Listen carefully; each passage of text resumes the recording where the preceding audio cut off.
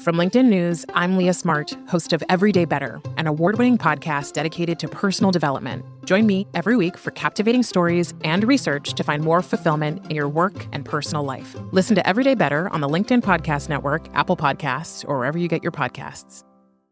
The HP AI PC breaks language barriers instantly by translating up to 44 languages in real time, powered by the Intel Core Ultra processor. With the right tools, work doesn't have to feel like work. Learn more at hp.com/AI-PC.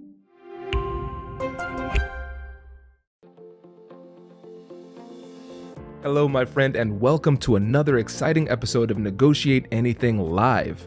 In this special segment, we're sharing one of our LinkedIn Live events where listeners like you can join the conversation and shape the episode with your comments and questions.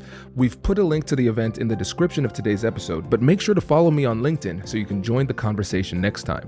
I'm really glad you're with us today.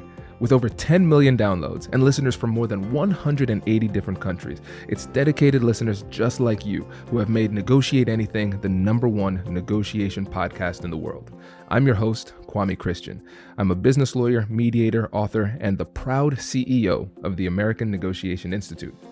Now, before we dive into today's episode, I have a golden opportunity for those of you who recognize the power of negotiation in your professional lives.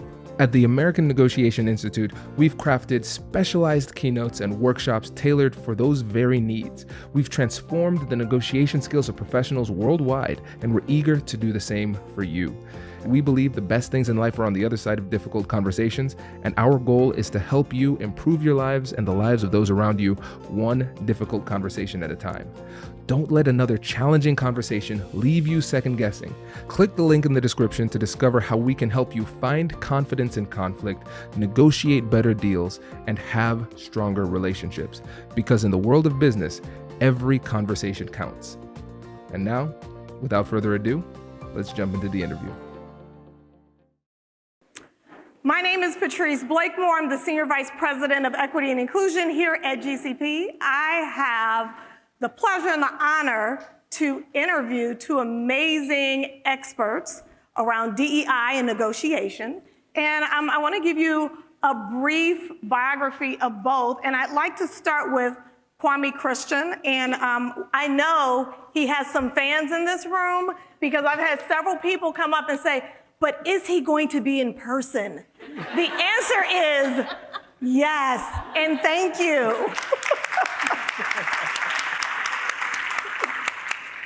Kwame Christian is a best-selling author, business lawyer, and CEO of the American Negotiate Institute, also known as ANI. Kwame has released several books, including How to Have Difficult Conversations About Race, and his bestseller, Finding Confidence in Conflict, How to Negotiate Anything and Live Your Best Life. He is a regular contributor for Forbes and hosts the #1 negotiation podcast in the world, Negotiate Anything. And it has over 5 million downloads worldwide. Under Kwame's leadership, ANI coaches and trains clients, including Fortune 500 companies, on applying the fundamentals of negotiation to corporate success.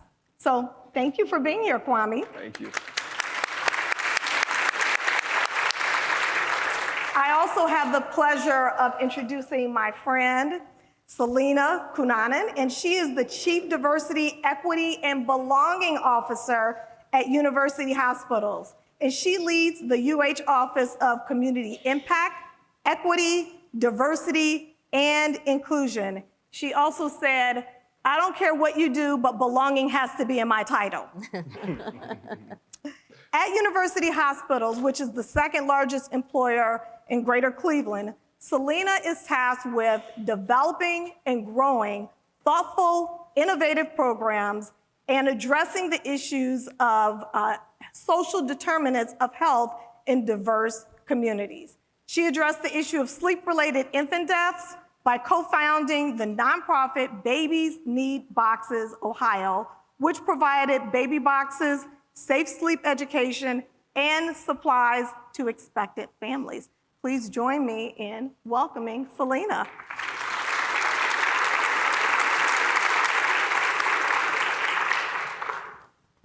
So the theme of our conference today is Catalyze Change, move from dialogue to action.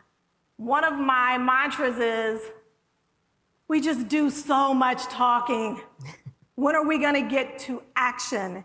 And today, you're going to listen to both what Kwame teaches and has done in his career, as well as Selena. What does it look like to move from dialogue to action?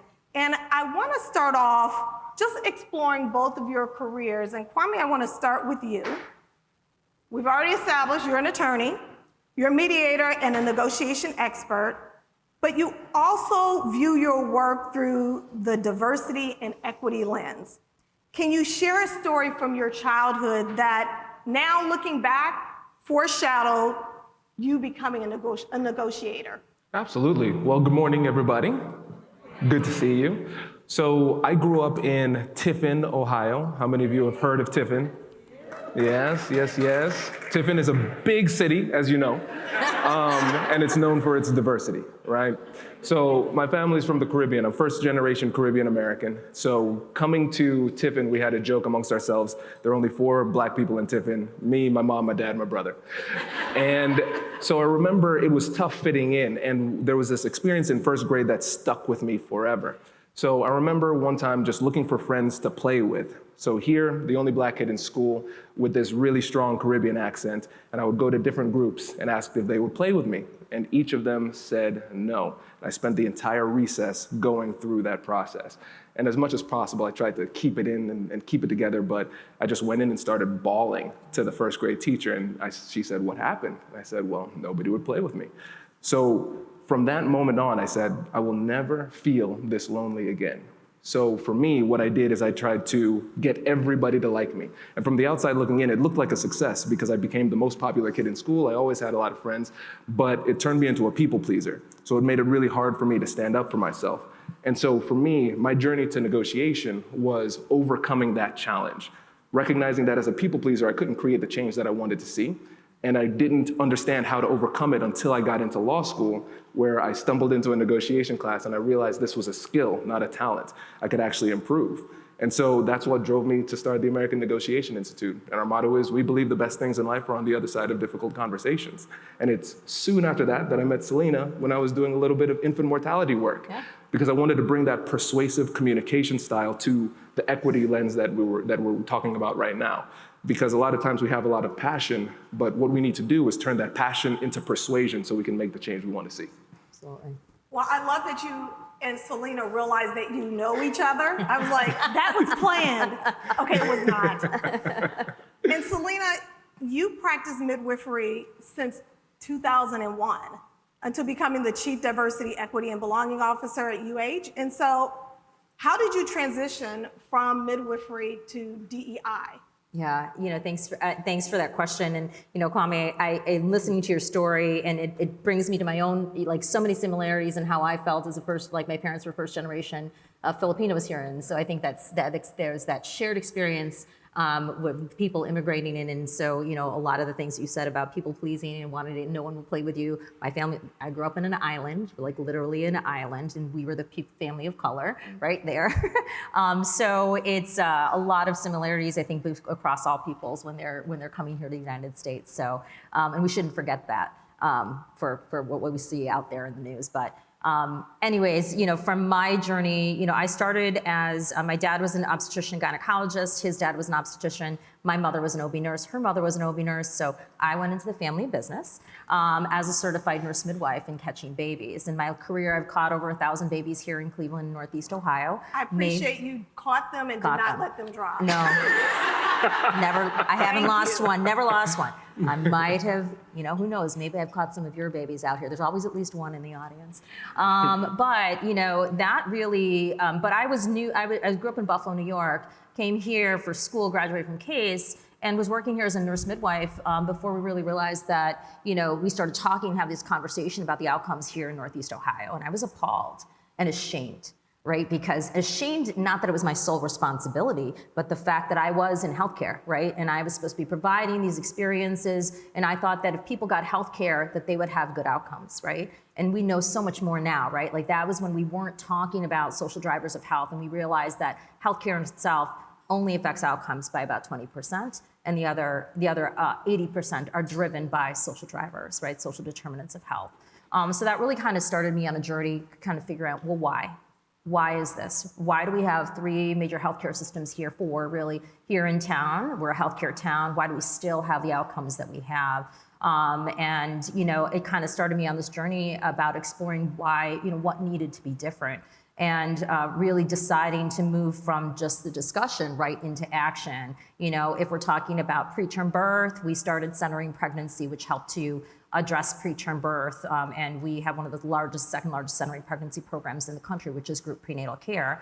Or if we're talking about sleep-related deaths, which is the second largest determinant of babies that die before their first birthday, that's when I started that nonprofit with some other Shaker moms, really looking at gathering supplies and baby boxes after like what they did in Finland. And we hosted community baby showers around town pre-COVID, gave out supplies, sleep and packing plays and clothes, diapers, wipes, everything that somebody would need for their first baby. So from that, really in leading the midwives, providing midwifery services for women who want it, because we know we have better outcomes at lower costs.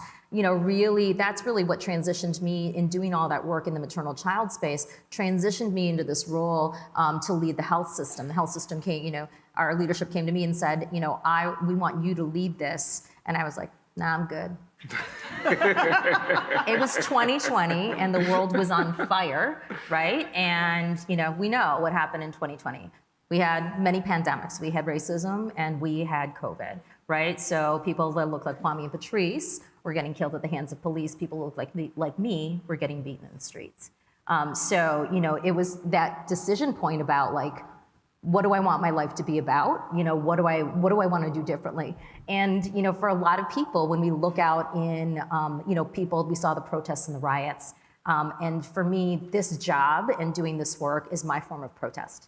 Right? It is insidious. It's within the organization. It is changing the fabric of what we do within the organization, and in turn, changing the way we treat our communities. So that's kind of in a nutshell, how I got to be in this space. I have a couple of questions, follow-up questions for you, Kwame, in particular. First of all, many do not think about negotiation and DEI in the same breath. Mm-hmm. But you do. Yes. So can you talk a little bit about why it makes sense Definitely. to put them together? Well, the answer is obvious. I have to stay on brand. If I name it the American Negotiation Institute, that has to be the answer for everything, right? Well, but we have to concede negotiation might not be the right answer for everybody, so we could do a little poll. So how many of you want to create positive change in your community or your organization? Just raise your hand. Okay, now how many of you have the political power or authority to make that change happen without any other support? Hello, my friends. Before we get back to today's episode, I want to ask you a question. Have you ever wondered how to elevate your team's negotiation game and how you can help the folks on your team have better, difficult conversations? At the American Negotiation Institute, we offer transformative keynotes and workshops tailored to empower professionals with top-tier negotiation and conflict resolution skills. Whether it's a keynote for your next event or hands-on training for your team, we've got you covered. Don't just negotiate. Master the art with the American Negotiation Institute. Click the link in the description to find out more. Elevate, negotiate, and succeed. Introducing the HP AI PC, your powerful AI assistant. Easily search through personal files, gain valuable insights, and make smarter, more informed business decisions. Unlock the future of work today with the HP AI PC, powered by the Intel Core Ultra processor. With the right tools, work doesn't have to feel like work. Learn more at hp.com/AIPC.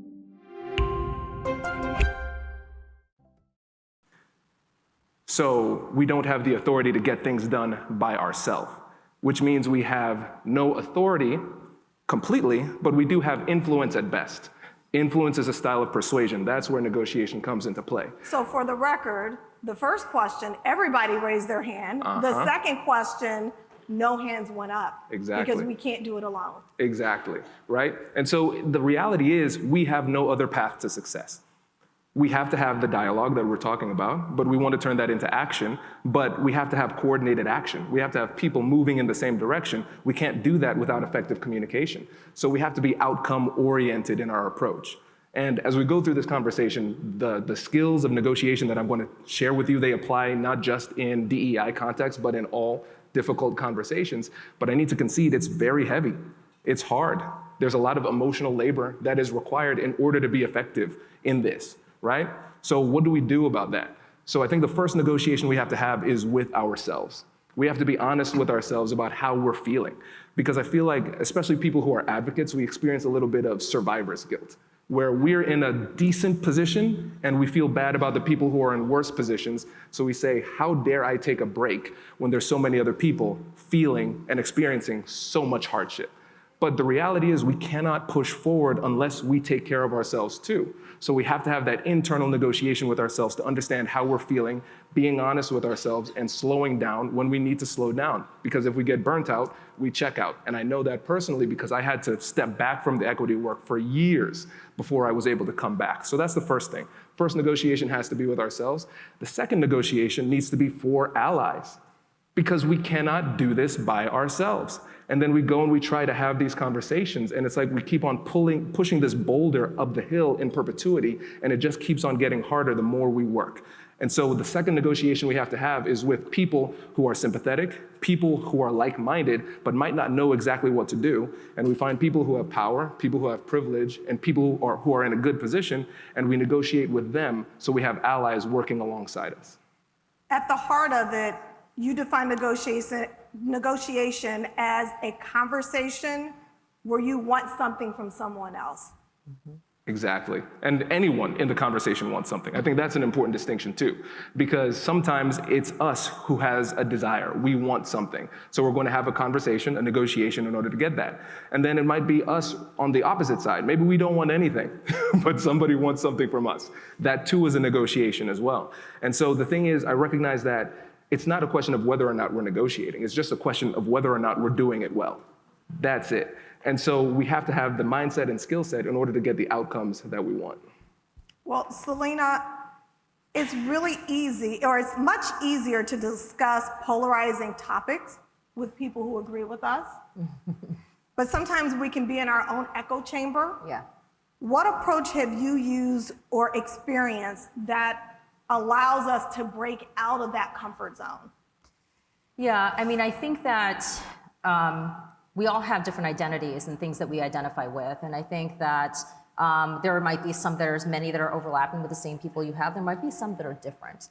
I think we always have to be willing to listen. I think a lot of this work and what I've learned in this space, you know, having taken over the space in 21, it's a lot about listening. It's a lot about negotiation. It's a lot about focusing people on the task, on a commonality of the purpose of what your work is, and being willing to listen to both sides. You don't necessarily have to agree, right? You're not going to necessarily convince the other person. You can work to negotiate on the topic that you need to. But that doesn't mean, but I think there always has to be a level of respect for listening to what somebody else's viewpoint is. I've worked with people over the course of my career who I have not liked, who we have not agreed upon. It doesn't mean that we don't get the job done, right? We have to stay focused on what the task is at hand for the organization, for the patients, for the people that are here. And I agree with you in terms of, like when you're talking about like a negotiation. I'll tell you a story that, when I started in this role, I made a decision to meet with like all of our clinical chairs, right? And met with a lot of other leaders in the organization. And I think because, I'm DEI, I think there is automatically this assumption that I'm going to tell them what they're doing wrong, right? That you're not doing this, you're not doing that, this and that. I really see myself as a servant to that, like a servant. I'm a consultant to them. And once they actually, like there were some people who tried to avoid me. I was just very persistent. It's like, I'm so sorry you couldn't make it. Let me see if we can get that rescheduled. I'm happy to come to you. Do you want me to meet you outside the OR? I can come to your office, right? But once they met with me and I said, tell me what you need. Like, tell me the things that you're seeing in your faculty or you're seeing in your team. What are the things that we can help with? And, and then they were always kind of like, oh, this was very helpful. I'm like, yeah, right? That we're here for the same purpose, right? We want a team that's thriving and respects and brings in diverse viewpoints. We want us to be highly productive. We want us to serve the diverse communities that we're privileged to serve here in Northeast Ohio with the utmost dignity and respect in culturally responsive ways.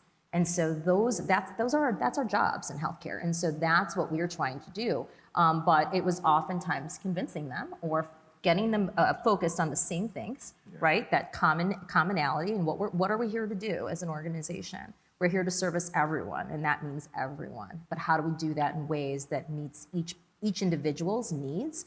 And I think once you can get people recentered on the purpose, you can work through really anything. One of the things that you mentioned in your book, How to Have Difficult Conversations, Kwame, is around how that anyone can be a good negotiator. That's one. And the other part was about calling people in and not calling them out. Yeah. Can you talk a little bit more about that? Yeah, so let's address the first part. So first there has to be that belief. And I know it sounds cheesy, you have to believe it to achieve it, et cetera, et cetera. Okay, so let's just put that to the side, right? But if you don't believe that you can get better at it, then you're not going to get better at it. So it goes back to that mindset, fixed mindset versus growth mindset. So if we have a fixed mindset, we think about this as a talent. Either I got it or I don't. And so if I don't have it, then I'm doomed to be at this position forever. But if we think about it in terms of a growth mindset, now we can say, all right, if I practice, I can get better. And so when you start to recognize that negotiations are everywhere, you recognize that you can practice every single day. So that's the thing. I'm married for 14 years, have 2 kids. I'm negotiating all the time. And if I can manage. Not just in the workplace. Not just in the work negotiations are easy. But when you're trying to have a conversation with a 3-year-old saying, Daddy, look at this. And he does this little jump thing. I'm like, what are we here for? Right? If I can manage to keep my cool in that situation, then we can move forward. Right? And so I think we have to have that mindset where we say, yes, if I can actually believe that I can take these practice opportunities and improve, then we're going to be able to show up a lot better in our everyday conversations. And so that's the first thing that we need to do. And then the second thing is we have to be very strategic about the conversations that we're having. So one of the things you just asked Selena was a lot of times we're having these conversations with people who agree with us. And that's great. That feels really good. But preaching to the choir can only get us but so far. And we have to be willing to step outside and actually believe that we can have an impact on the people who don't immediately agree with us. And I think that's where it gets really tough. I find that really interesting. I had a recent conversation with my team, and it was around, do we change the hearts and minds of people? Like, what is our approach going to be? And many times, I'm like, we can work with those who believe in the work. Mm-hmm. And I had a team member to say, I disagree. I think we should be calling everybody into this conversation. Absolutely. I've done it. Here's how I did it, and it worked. And we don't agree about everything, but we can have a civil conversation. And a couple things I like about that is it's so easy to get comfortable being comfortable. And it's also easy, especially as a leader, to think that you're going to say something and you're not going to get pushback. Right. And I loved that she was like, one moment, walk the walk, not just talk. And 2, let's be able to change this narrative. And so as we think about, and this is for both of you, as we think about even the term DEI, diversity, equity, and inclusion, it's really polarizing now. It's being used in a divisive way. How can we depoliticize this term so that we can get the outcome that we want, which is we want everyone to feel good about going to work and being successful and working together? Right. We've had lots of conversations, and I see my friend Marcia here in the audience, who is leading in the Urban League, and she has a fabulous Chief Diversity Officer collective that I'm a part of. And, we've had these conversations among us because we know we live in Ohio, North Florida sometimes, right? And it's very politically charged. The work, regardless of what we call it, right, the work remains the same. The names might change, right? For me, and I had this conversation with Patrice before, I was like, I'm gonna dig my heels in for this a little bit. And I got some tall heels. Because, we need diversity, we need equity, we need inclusion. Now, I've been reading some things that there's this move away from equity and really looking at more civility from some HR organizations. And some HR organizations, and that's and we lose sight of the progress of the work that we're trying to do, and for healthcare, at least for us, it's always going to be around equity because we're going to be talking about health equity. Because if we don't have similar outcomes for patients across all demographics, then there's disparities, right? There's inequities. So for me in my business, we're always going to be talking about inequity. So thus, I'm not moving away from it. Now, how do we create that dynamic for everyone to feel like they're involved or could be part of this work? And that's really where belonging comes in. And that's where, when they asked me, do you want to be the DEI officer? What do you want to be called? Because this was a new position that was created for me in 22. And I said, I want to be I want to be the equity and belonging officer. That was my first thing. I said, I want to be the equity and belonging officer. Are they going to know what that is? And I'm like, do you think we should put diversity? I'm like, fine, we'll put diversity in front of it too, and that's important, but it's going to be a really long title then, and I'm just not. But I really wanted to focus on those two portions, right? How do we talk about equity, especially in a healthcare organization, and inequities? And that means also inequities within talent development, recruitment, leadership development, all of that. And then belonging. How does everyone see themselves in this work? I talked about this meeting with leaders and chairs and everything, and they said this was really helpful. And now they feel they're very galvanized, right? They're part of the work that I do. They're like, yes, we'll do all of this stuff that you're asking us to do, because they see the purpose for the organization. So the more that you can make other people feel like they belong and are part of this work, I think is really important. I'll tell this story. We released an impact report in 23, our first one for just about what we did for the course of the year before. And I went back to my team and I said, these are all really great pictures. And I said, I see lots of people of color. I don't see enough people who have been at our events and at some of our things, or some of the volunteers. I go, we need more pictures like that. And it was important. They're like, oh, okay. And it was really, I go, it's really important to show that I want anyone that opens this book, they can see themselves in this, right? They can see that, oh, I can belong to this. I can be a part of this. And that's how we kind of bridge the gap there. Kwame? Yeah, and so for me, I think this is where the legal background helps, because there are a lot of times where I can remember I had to sacrifice parts of myself in order to get the job done. This might be surprising, but there are some despicable lawyers out there who you don't want to interact with.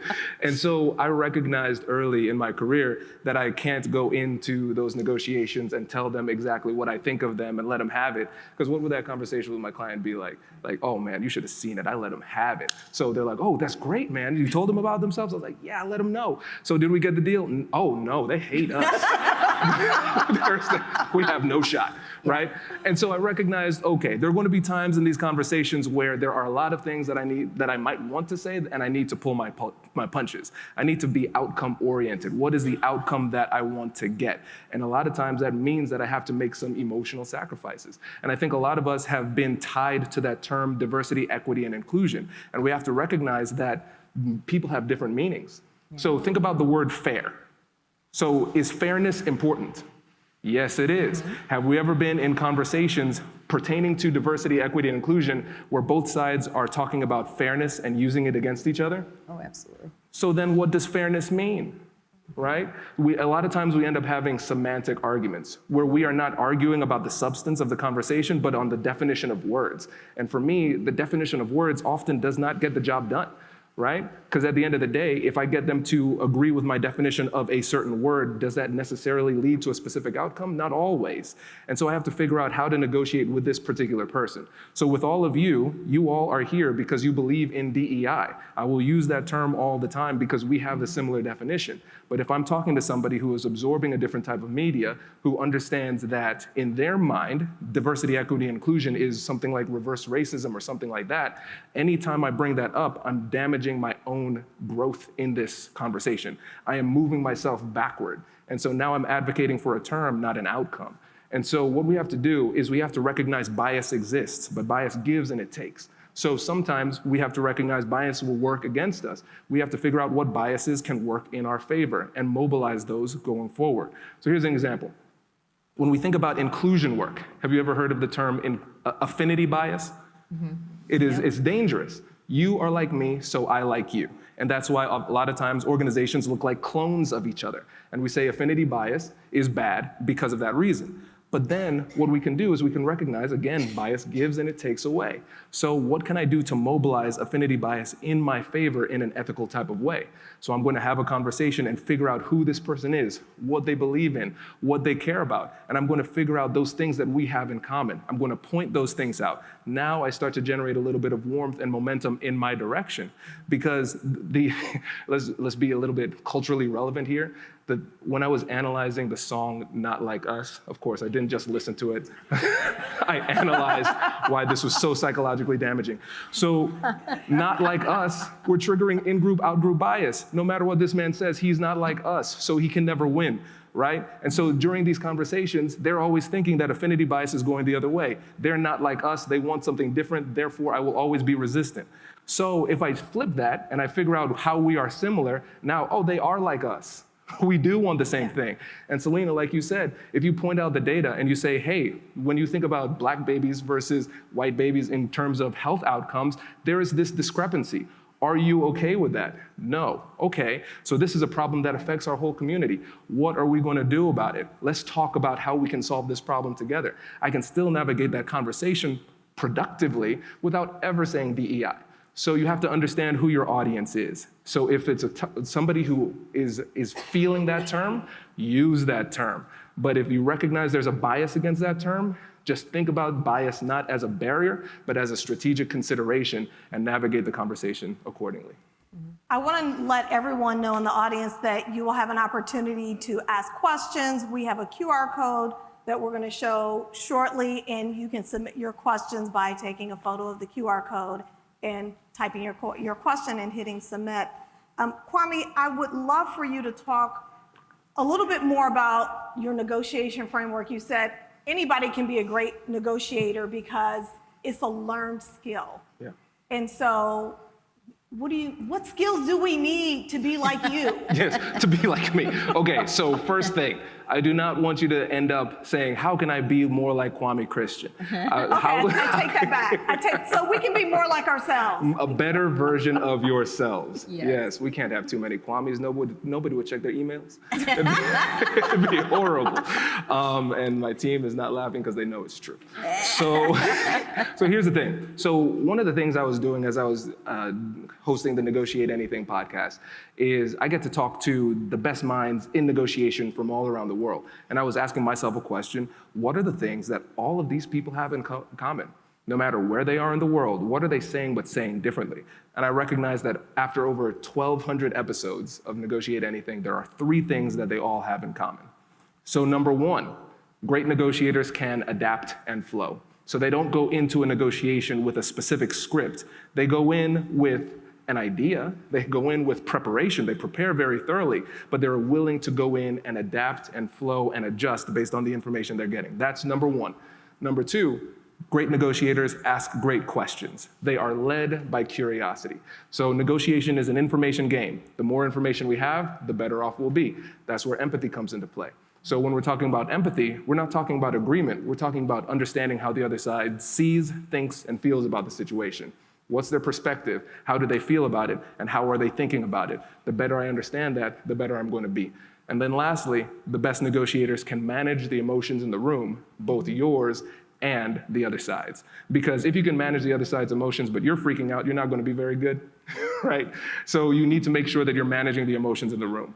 And so that's what led us to create the compassionate curiosity framework. So this is a simple 3-part framework that you can use in any difficult conversation, whether you're at work or at home. So step 1 is acknowledge and validate emotions. So we're going to assume that there is an emotional challenge in the room. We're going to label that emotion, saying it sounds like, it seems like, or I can tell that. And then we're going to lower the emotional temperature in the room. Then once we recognize we've gotten to a manageable part, then we're going to move to step 2, which is getting curious with compassion, asking open-ended questions with a compassionate tone to gather information, empathize, and get some positive momentum in that way. And then lastly, number 3, we're going to use joint problem solving.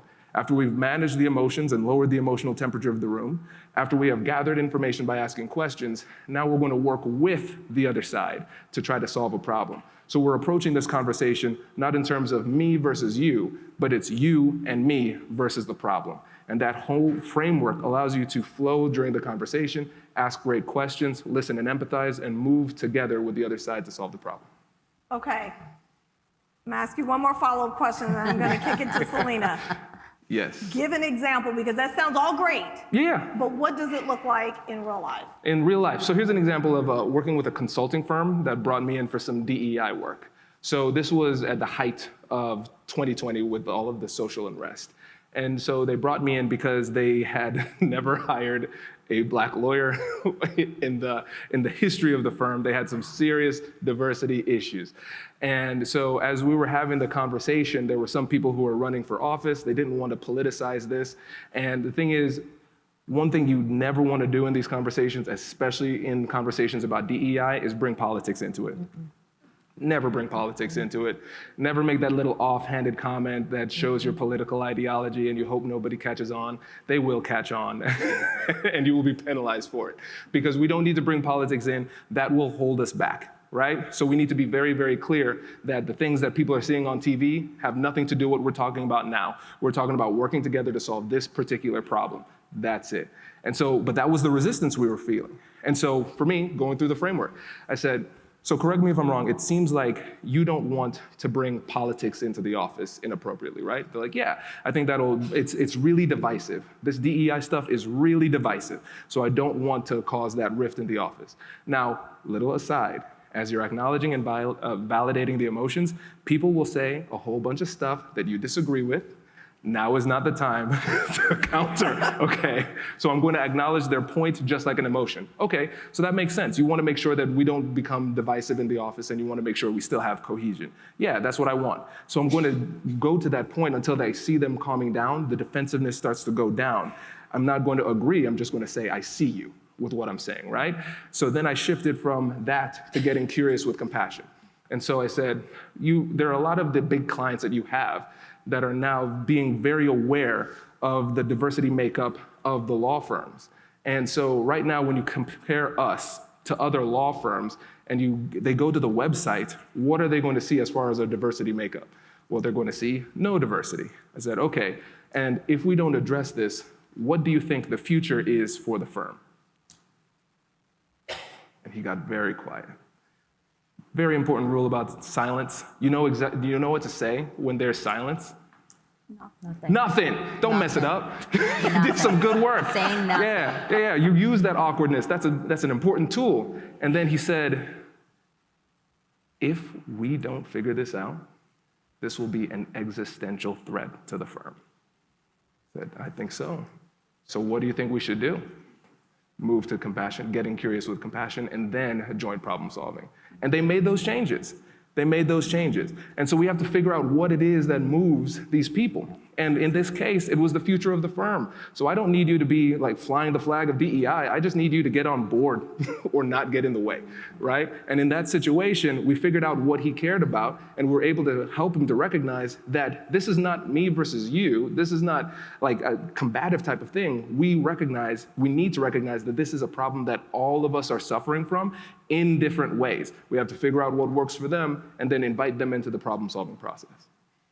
So, Selena, I would love for you to share a little bit more about when you've had conversations with others who have these different viewpoints. Yeah.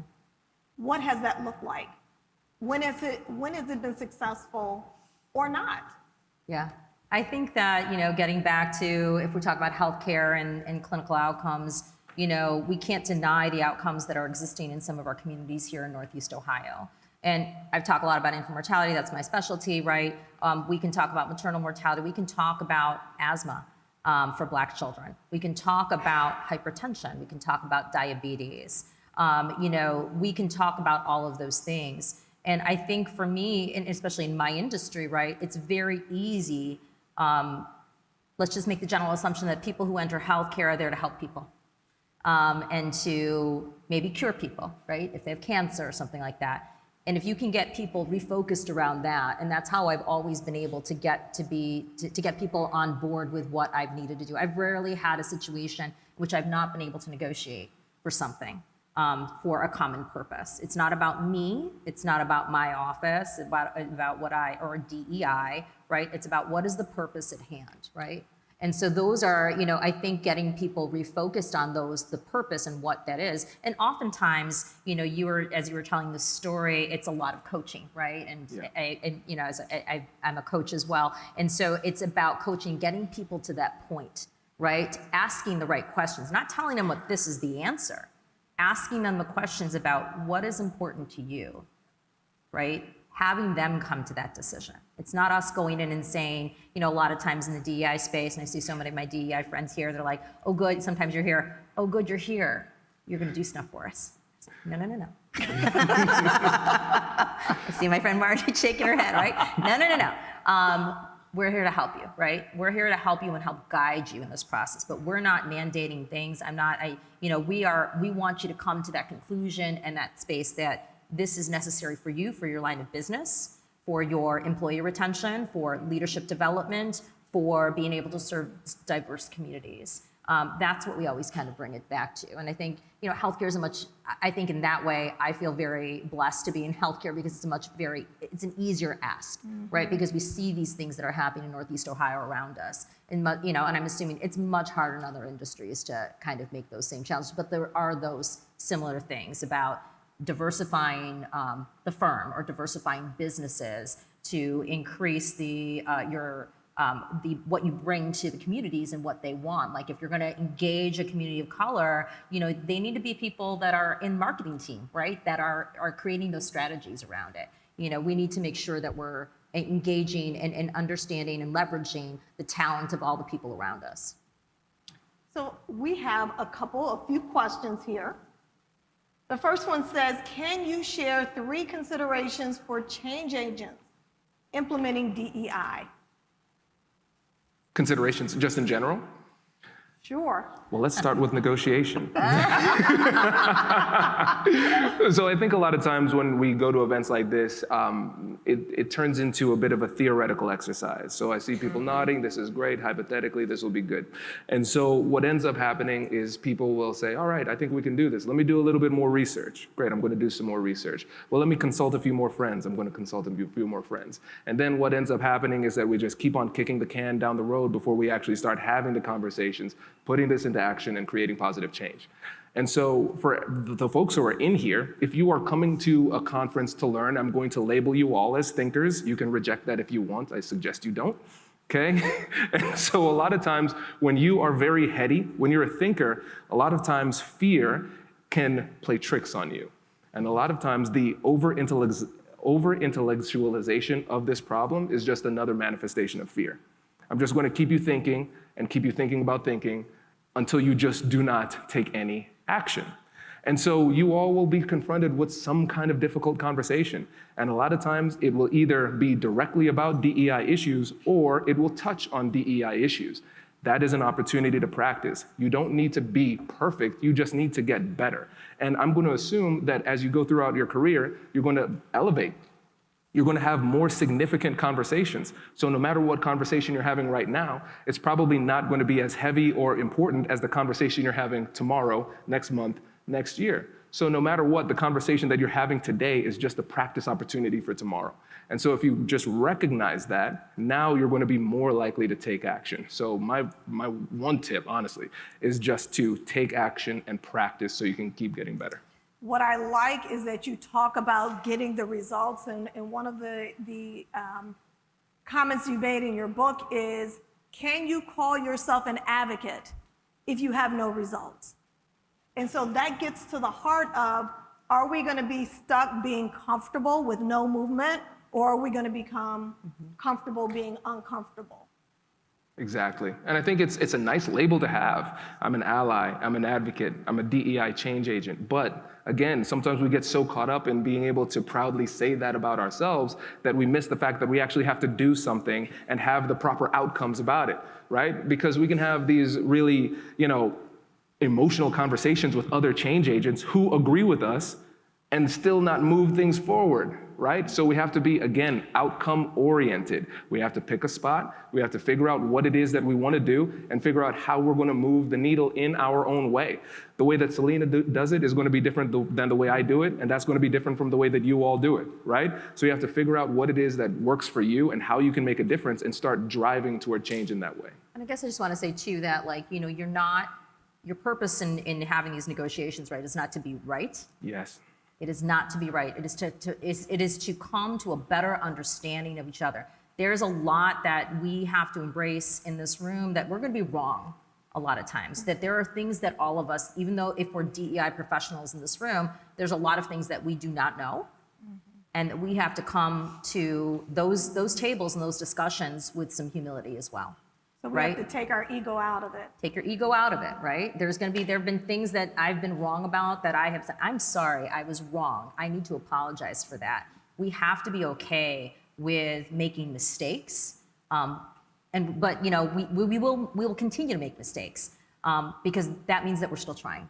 Absolutely. Yeah. And to that point, there's a difference between being right and being persuasive. Yes. Because there are times where you might have had all the facts and data and logic on your side, but the other side does not move. So if that happens, what do? Say the same thing, but louder? that's not effective either, right? Yeah, and so I don't need the other person to even agree with the way that I see the world. I'm focused on the outcome. And there are times where the person still might not agree with all of the fundamentals of my belief system, but they might recognize that it serves them to make this adjustment. And if we focus on being right, what does that mean for the other side? They're wrong. So we're choosing the path of most resistance. So the only way that the other side can be redeemed in this conversation is to admit their own ignorance and submit to you.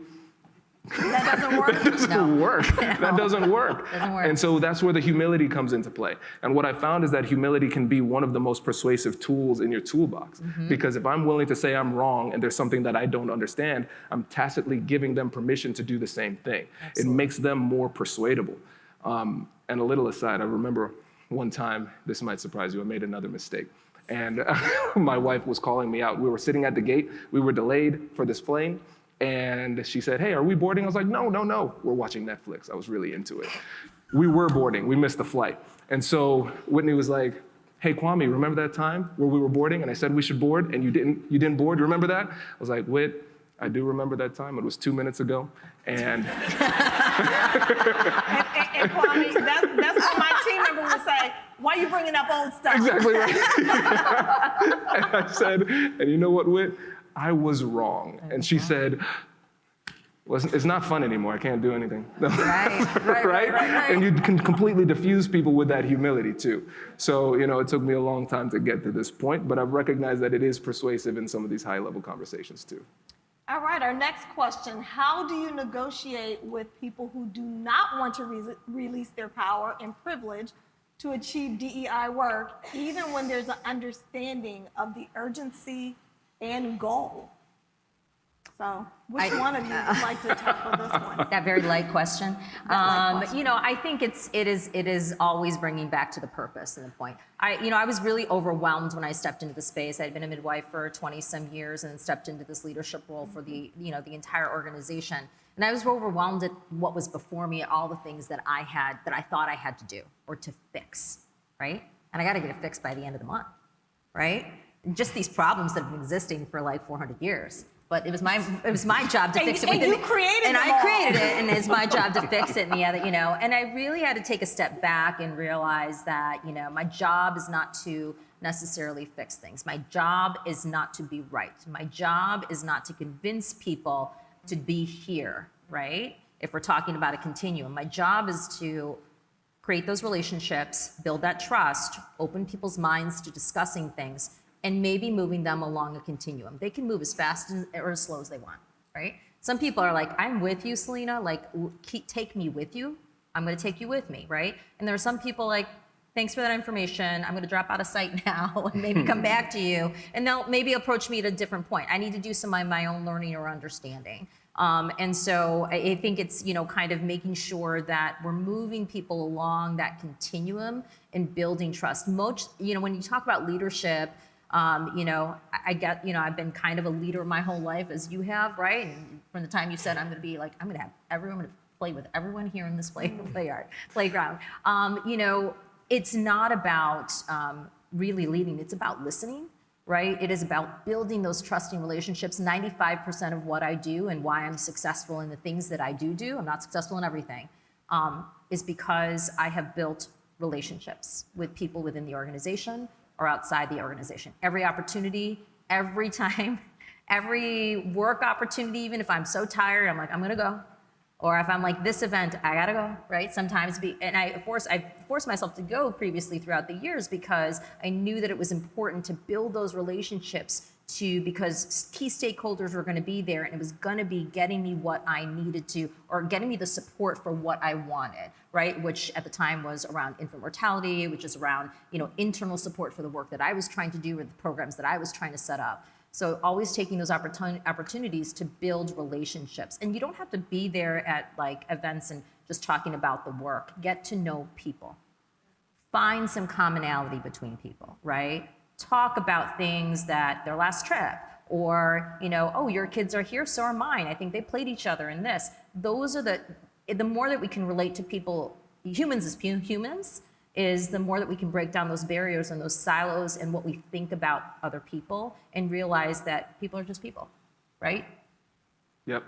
I see a question. I do. I have a question, a follow-up, and that's around, it made me think about your thoughts around code switching, Kwame, and if you could talk just a little bit about what that means to you, because it's a lot more expansive than normally people think about code switching.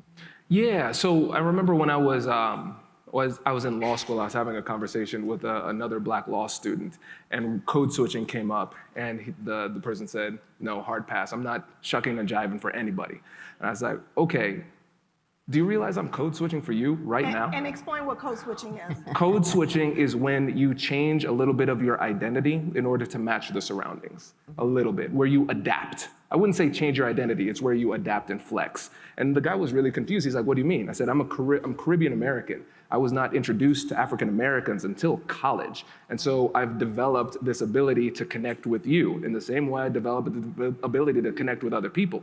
Now, code switching becomes problematic if somebody believes that they have to sacrifice parts of their authentic identity in order to survive within an organization. That is problematic. Right. That means you have a problem with inclusion. That means people don't feel safe being themselves. Right. That's a problem. I want to be very clear about that. But what we need to do is we need to be able to connect and communicate with people. And the only way that we can do that is by spending more time with people who are different. And so you can find authentic elements of yourself within those interactions. So we do it all the time, just in different ways. We don't call it code switching all the time. The way that you talk to your friends on a weekend out is different from the way that you might talk to your boss at work or your friends at work, right? Those are still authentic versions of yourself, you just adjust. Kwame right here is different from Kwame playing with his 3-year-old rolling on the ground. You don't want to see me do that. Actually, I would. That'd be funny. Follow me on Instagram if you want to see that. Yeah, but so it's about recognizing that it's okay to adjust in order to connect, but just do it in a way that's authentic, in a way that doesn't sacrifice your identity. I love that. The next question, Selena, I'd love for you to talk a little bit about this. It says, why are people of color historically placed in diversity leadership or HR if the issue of discrimination and bias in the workplace is often not initiated by members of non-dominant groups? Oh, that's another really light question. You're welcome. I think I always talk about the work that I do because I do, some HR work, like some of it is HR and it's internal space, right? Some of it, a lot of it is in community-facing programs as well. And I think why do people, are we placed in there or do we choose to be there, right? For me, I just told you that this is my form of protest. This is my way of making a difference in the world. This is my way of making my life better for myself, my Black husband, my biracial kids, everyone that I come in contact with. And so this was a choice for me to be in this space. And so people choose to be in those spaces. I think that the problem that can happen is that, yes, there are lots of people of color in DEI roles, right? And they might have more lived experiences in some ways to be able to relate to some of the things that are happening in those spaces. I think people step up to those roles. I stepped up to that role. I mean, I said no to this role 3 times, and to be honest with you. And then I finally said yes. My husband was like, why are you saying no to this? You know you want to do this. And I was like, and I'll tell you, I'll share with you, I said, does it need to be me? In my world, in this organization, it has always been a Black physician that has led this organization in the DEI space. And that was me. Do I need to step aside? Is there somebody else that needs to do it, right? And that was a real kind of struggle that I had internally. Though I was very passionate about the work, and it was my mentor, Margaret Larkins-Pettigrew, who led the office prior to me, and she was leaving, and she said, I'll never forget this. She's like, Selena, I have been a Black woman my whole life. I go, no, really? And she goes, and that's all I know. She goes, I don't know what it's like to be an immigrant family. I don't know what it's like to have biracial children. I don't know what it's like to be Asian. She goes, those are not things that I know. And she goes, you don't discount what you bring into this space and what you bring to this role, right? We need somebody else that's going to be different from what I did. And that was really the encouragement that I really needed to take a leap of faith to say, okay, I'll do it, right? I'll step into this space, at least in the interim. And so I think for some people, they have to figure out whether or not is this a space they want to be in, right? And I think for many of us, we step into it with our whole hearts and our whole selves. I say that this is not just my work, right? This is what I truly believe in. This is my passion. This is just how I want to live, right? I want a world that's a better place for everyone, in which everyone feels like they belong. And so I think a lot of us choose to be in those spaces. And from those spaces, how do we infiltrate and influence the people within the organizations to make change, right? That's where I see my power in building this network within this organization, sponsoring people to go to events, building a little bit of a collaborative. I sent, at the beginning of when I took over, I sent about 50 or 60 people within the organization to obtain a DEI certification program through Northwestern. It was given online. And those people are now my little agents within the entire organization, right? They are my counsel. They're the people that advise me. They're people that let me know how to get things done in their department. And whenever I call upon them, they're like, yeah, I'm with you. Let's get this done. And that's, building change from the inside. And so I'm less hung up about who are people of color that are leading these spaces. How do you network and work within the system to get the job done? I think in the end, I always let the work speak for itself and not necessarily who is that person that's leading it. Well, that's a great segue to the next question, because this work, and I will have you answer this, Kwame. Basically, they're saying DEI work is everyone's work. It's not just the DEI expert, right? You can't have one person fix hundreds of years of systems in place, or even hundreds and thousands of people. How do you influence a company leaders to believe that DEIB is a priority when the company says it is? So it sounds like with this question, there's more talking than doing. And how do you get people to do? Kwame? Well, to the first point, you said, how can we accomplish anything, or how can we expect to accomplish anything if we just have one person doing this work? Well, we can't. That's checking the box. A lot of times DEI work is more of a marketing expense. It looks good to have somebody in this position, but we're not really serious about getting it done, right? So we have to be honest about that. So we have to address those times where the structures are not set up for our success, and we have to advocate for more resources in order to have a serious push toward the change we want to see. That's the first thing. The second thing is, and I know sometimes people are uncomfortable with this, but again, we have to figure out how to make this a win-win for everybody. We have to speak their language. And I believe there is genuinely a case to be made where DEIB type of work helps every facet of the organization. We have to be very entwined and understanding of what it is that people want to do. What are their actual goals? Because if somebody is focused on their own role, let's say maybe sales and marketing, and they have those specific metrics, and then you talk about DEI work, then in their mind they're saying, that is more work that does not move the needle for me. So why should I do this?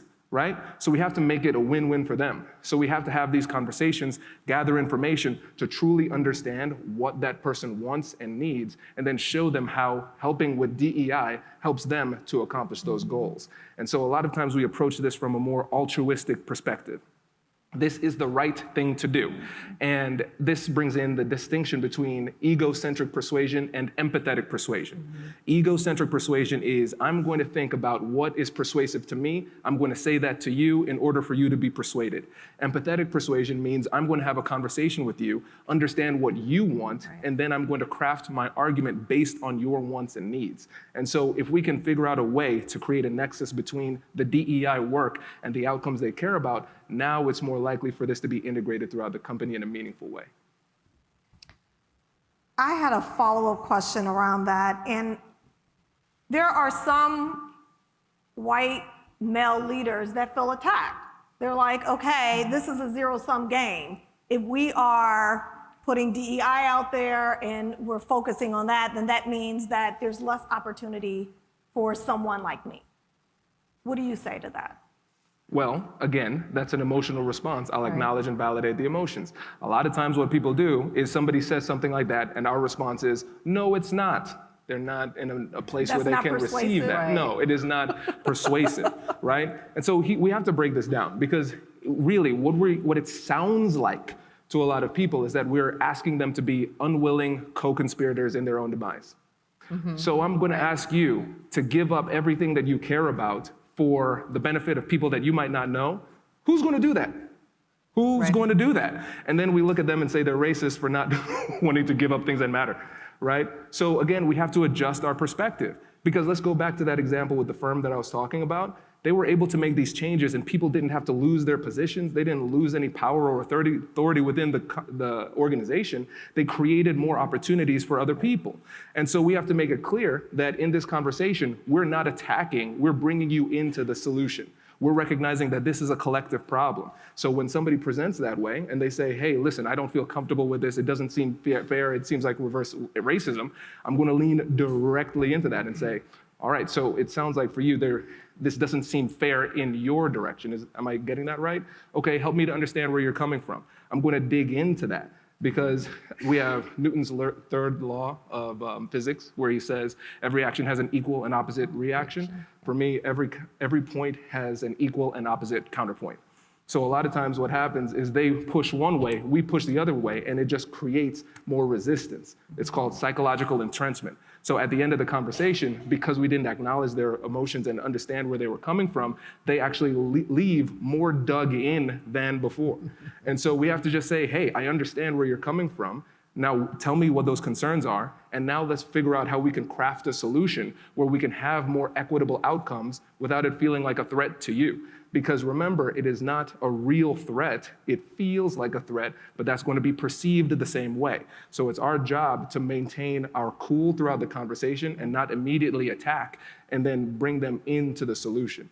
And again, it takes a lot of emotional restraint to be able to do this. And remember, it's not just this conversation we're having with the person. Most likely they're absorbing a lot of media that is telling them that this is a threat to their well-being, right? We can't deny that has been fed into their minds. So we have to acknowledge that and try to work around it. We have a lot of power, but we do not have as much power as the media. So we can't just go straight up against that. It's just not a pathway to success. And for those who are feeling threatened, they're not going to be open to, let's say, data and facts. Right. Well, I mean, think about it. We're in an age where data and facts can be easily manipulated. Right. And so in this day and age, we might have data and facts that are persuasive to us, but they have data and facts that are persuasive to them. And so when it comes to confirmation bias, we have to recognize that with the power of almighty Google, all beliefs are possible. So if I search round earth versus like round earth hoax, I'm going to get data that will substantiate my arguments. So I'm not going to go into this dueling facts. I'm going to figure out what it is that they're afraid of and why. And a lot of times it's based on something quite legitimate, because you might be a person who is approaching this in a way that brings them in, that's collaborative, recognizing that this is beneficial to everybody, but they might have been hearing all the time for hours for the last few months or years, people who are more extreme talking about how evil and awful white males are, right? And so we can't deny that. That's just gaslighting. And so if we approach it that way, we're doomed for failure. And so again, we have to be outcome oriented and approach the conversation in a way that's more likely to lead to success. All righty, so we have an attendee who has a question for you, Kwame. It says, using your example of the law firm, how do you answer when you try to get curious with a client to solve a problem and they respond, "That's what we hired you for, Kwame"? I would say, and I need your help in order to do my job. Because we have to say, listen, in this position, there's only so much information that I have. You live in this world, you live in this organization, so I need your help to gather information so I can get a better understanding of what it is that we can do to solve this problem. So considering that, respond. Now here's the thing. When we make a point in these conversations, one little trick you can do, especially if somebody asks you a tough question, is make sure that after you make your point, you end your point with an open-ended question. My goal in these conversations is to follow the 70-30 rule, where I get the other side to talk about 70% of the time, I'm talking only 30% of the time. Two main reasons. Number one, you're less likely to make a mistake if you're not talking. Right? Nobody's ever failed in a conversation because they say, well, they listen too well. Not realistic, right? And next, again, it's an information game. I want to keep them talking. And an example is when you listen to my podcast, hopefully after this you will, I have this AI program that's on the side and it tells me the breakdown of conversation. And so I can see how much I'm talking compared to the other side. Like sometimes I can get it to 18%, only 18%, right? But in that conversation, who's leading the conversation? Who's steering the conversation? It's me, because I'm asking the question. And so I'm going to be the one steering the conversation in a productive direction. But does the other person feel controlled? No, they don't. They feel heard, they feel respected, they feel appreciated. And you do the exact same thing in these conversations. Yeah. So our next question is around failure. Can one or both of you talk about when you've negotiated on behalf of advocating for DEI and you were not successful? Why did it fail and what did you learn? Well, I can take a shot at it because the thing is, for me, the way that I think about business, life, and the work that we do, if you're not failing, you're not trying, right? So for me, it's hard to identify one specific failure because I think there are tons of failures along the way. But it's not about whether or not you fail, it's about how you fail. Are you failing forward? And so in these conversations, the way I think about it is that maybe I don't get the specific outcome that I want, but how can I still use this conversation as a tool to move forward? Maybe the information that I needed was to understand this person, this method that I was trying, this isn't the right way forward. But I can still use this as an opportunity to gather information to figure out who else I can go to understand the organization and the atmosphere a little bit better, and then maybe work around this person. And so I remember one time I was coaching a woman who was running into a situation where her manager, they were working there for like over a decade, never one time promoted a black person. had plenty of them, never one time promoted them. And so I gave her different strategies, different tactics, how to approach it this way, because the data demonstrated that she was more than worthy for an advancement, but nothing was getting through, and nobody who was of color was getting through. And I said, all right, well, this seems to be a problem, and the negotiation isn't working with this particular person. Who else can we go to? And so we figured out who we could go to, who was an ally and an advocate at a higher level. And now that person has been removed, and a new person has allowed a more equitable advancement of people in that role. And so again, we have to recognize that it's not that negotiation does not work per se, it's that negotiation with this particular person in this particular situation does not work. And at the end of the day, negotiation is a problem-solving tool. That's it. And so we're trying to solve a problem, and I'm not going to accept a situation where the problem is not solved. And so if it's not this person, then it's another person, and we find a way around it.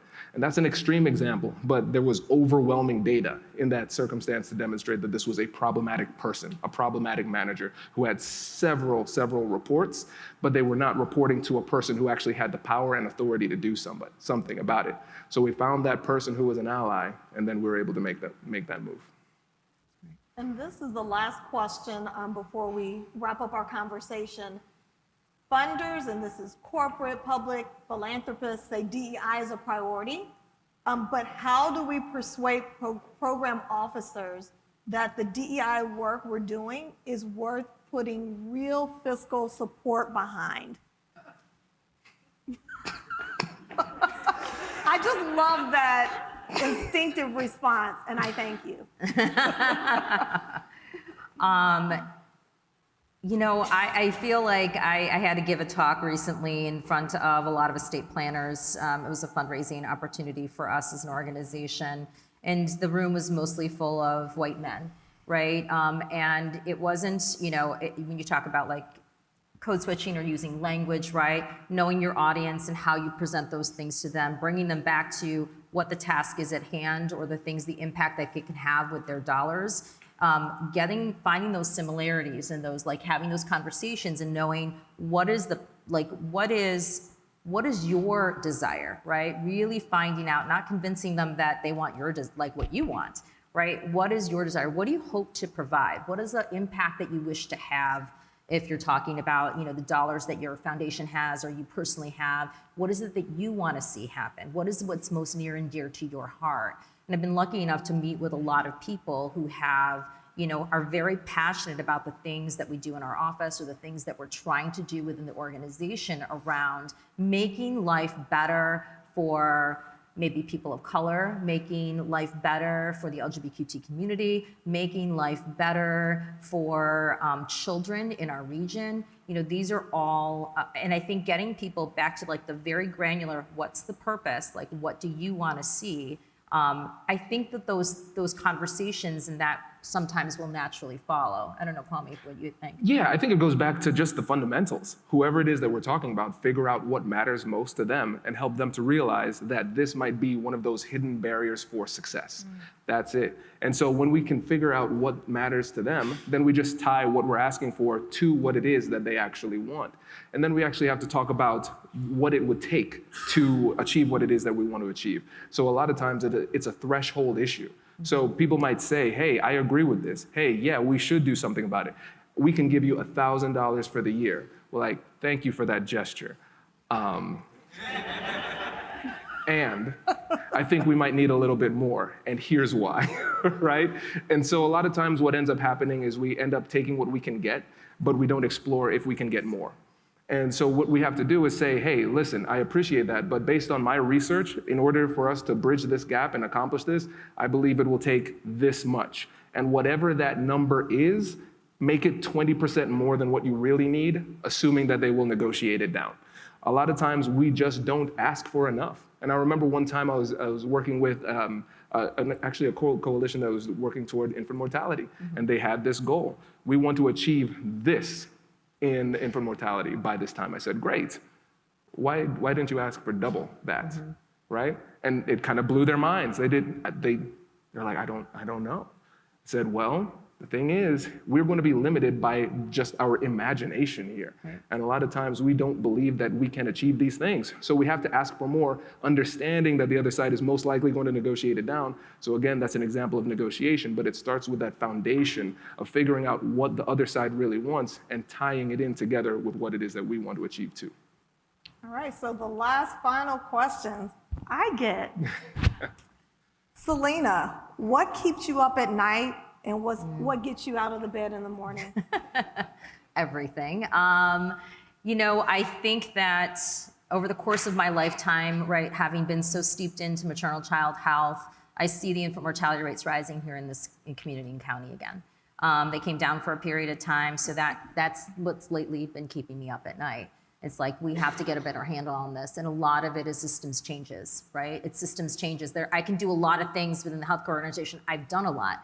Right? It's not healthcare's position in itself to make these changes to improve the outcomes. I think that's the mistake that a lot of people from the outside say, well, poor health outcomes, that's healthcare's responsibility. It's not. We're doing what we can, right? It is systems changes. It is what you're doing in all your organizations. Do you have paid leave? Right? Family, do you have paid leave? Do you have insurance coverage for your patients? Right? We need child care. There's so much more that we need safe housing. We need to have homes that are free from lead. These are basic things that people need to be able to not only survive, but thrive. Access to food, right? Healthy food. We have the highest rates of food insecurity here in this state, here in Northeast Ohio. And Ohio itself ranks as one of the top states for food insecurity. That's a lot of what I look at as well. So these are the things that kind of keep me up at night, not just because I know what I have to do with my organization, but because it's such a bigger problem that I don't have control over. But that's why it's so important to make these things known to people across all industries, right? To say there are things that you can do to make a change and make a difference for women and children in this community. So those things that keep me up at night, those are also the same things, as I've told you, kind of get me out of bed in the morning every day. And Kwame, I'll have you close with the last question. How can we use positive thinking to talk about sensitive subjects like race that actually bring about change? Yeah, it's tough. It's tough. And I think we have to protect our minds too. I think that's something that we often overlook. There's a lot of negativity out there, and we have to be very intentional about surrounding ourselves with information telling us that we can do what it is that we're here to do. And the reality is that we should look at our track record of success. Humans, we have this negativity bias. We're always focused on the negative things, and that's important for us because it's a survival mechanism. So if I can pay attention to those scary things, the things that have hurt me in the past, and focus on those things, then I'm more likely to not make those same mistakes in the future, and I'm more likely to stay safe. But we have to really work against that and figure out what are those bright spots? What are those times where I've had these conversations and it has actually worked? What are times where other people have actually moved forward and it has actually worked? And so it takes an intentional effort to focus on those positive spots so we can actually feel hopeful and drive toward that success. Right. Thank you. So for those of you who enjoyed what Kwame had to say, he has a book, and I believe we have a slide that we will share with you. You can stay in touch by taking a photo of the QR code. And I would like you to join me in thanking both Kwame and Selena. Thank you so much for the conversation.